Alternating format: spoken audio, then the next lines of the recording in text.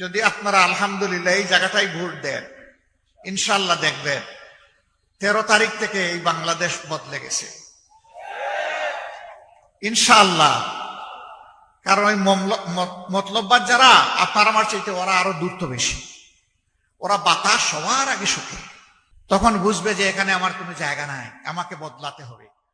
হ্যাঁ, তুমি যেদিন বদলে যাবে তোমাকেও মোবারকবাদ, তোমাকেও বুকে টেনে নেব ইনশাআল্লাহ, তোমার হাতেও আমরা মর্যাদার কাজ তুলে দেব, কারণ তুমিও বাংলাদেশ। আমরা এই জাতিকে আর বিভক্ত করতে চাই না, আমরা ঐক্যবদ্ধ জাতি চাই। এই জন্য আমাদের স্লোগান হচ্ছে ঐক্যবদ্ধ বাংলাদেশ। আপনারা কি বিভক্ত বাংলাদেশ চান? ঐক্যবদ্ধ বাংলাদেশ চান? তাহলে আসুন ইনশাআল্লাহ 12 তারিখ ঐক্যবদ্ধ বাংলাদেশের পক্ষে অবস্থান নিয়ে ইনসাফের প্রতীক দাঁড়িপাল্লায় ভোট দেবেন।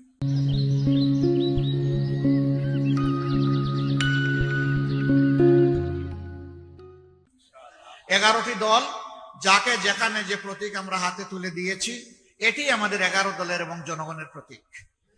আরেকটা জিনিস আপনাদেরকে সাক্ষী রেখে বলে যাই, আমরা জামাতে ইসলামীর বিজয় চাই না। বলবেন আশ্চর্য ব্যাপার, আসলাম এখানে জামাতে ইসলামীর বিজয়ের কথা শুনতে, আপনি চান না? আমি চাই না, আমি 18 কোটি মানুষের বিজয় চাই।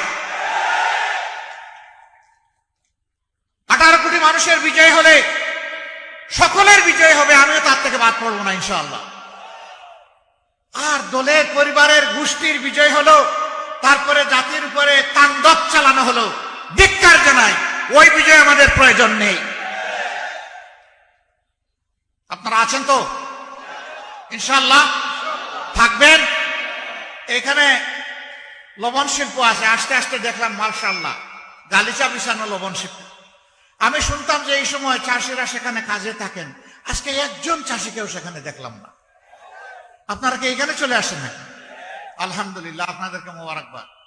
এটা তো কাজের সময়, ভাগ্য গড়ার সময়, আপনার চড়ায় সেখানে গিয়ে যত্ন নেওয়ার সময়। এই যে স্যাক্রিফাইস করে আপনারা এখানে এসেছেন, ইনশাআল্লাহ আমাদের সাথে থাকবেন, আমরা আপনাদের এই ত্যাগের মূল্যায়ন করব, প্রতিদান দেব ইনশাআল্লাহ। এবং এই শিল্পকে আধুনিকায়ন করে আপনাদের কাজ করা হবে সহজ, প্রোডাকশন বাড়ানো হবে অতিরিক্ত, তাতে সব দিক থেকে ইনশাআল্লাহ আপনারা এখানে সুবিধা পাবেন। আর ওই পুরানা ধাঁচের অবৈজ্ঞানিক সেই পুরানা ধাঁচে আর লবণ শিল্প চলবে না ইনশাআল্লাহ। আপনারাই করবেন, আপনারাই চালাবেন, কিন্তু এখানে যন্ত্র সমৃদ্ধ হবে, আধুনিক প্রযুক্তির সংযোজন ঘটবে, তখন সব দিকে এটা এগিয়ে যাবে ইনশাআল্লাহ। আজকে সব কথা বলতে পারলাম না, আপনারা কষ্ট করে এসেছেন। আমার পক্ষ থেকে, আমাদের পক্ষ থেকে, 11 দলের পক্ষ থেকে আপনাদের সকলকে আমরা মোবারকবাদ জানাচ্ছি। এবার ইনসাফের প্রতীক দাঁড়িপাল্লা, আপনাদের প্রিয় মানুষ, এখান থেকে যিনি নেতৃত্ব দিবেন, মহান আল্লাহর উপর ভরসা করে বলে যাই, আমার দিল বলে 12 তারিখের পরেই 13 তারিখ ইনশাআল্লাহ ইনসাফের বাংলাদেশের দিকে বাংলাদেশ পা বাড়াবে। এবং সেই সরকারে আপনাদের এই প্রিয় ভাই ইনশাআল্লাহ মহেশখালী এবং কুতুবদিয়া থেকে শুধু একজন এমপি পাবে না, ইনশাআল্লাহ একজন মন্ত্রী পাবে।